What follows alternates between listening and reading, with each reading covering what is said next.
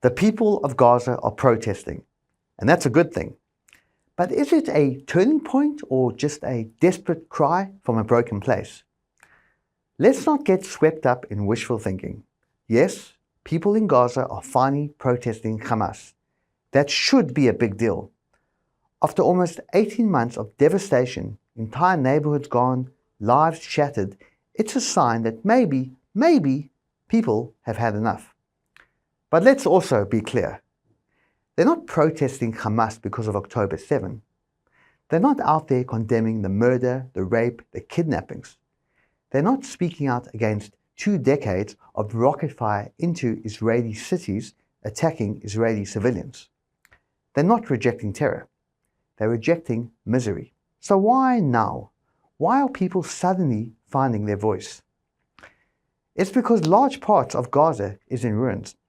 It's because life under Hamas has become unbearable. It's not because of some deep moral awakening, but because the cost of following Hamas off a cliff has finally hit home. And here's the real kicker. These protests are only happening because Israel resumed its military pressure after Hamas refused to release more hostages. If the world got its way, if Israel had backed off, Hamas would still be in charge, unchallenged, continuing to hold those hostages without any real outside pressure, condemning them to languish in these tunnels of terror forever. I say forever because Hamas has no real intention of releasing them all anyway.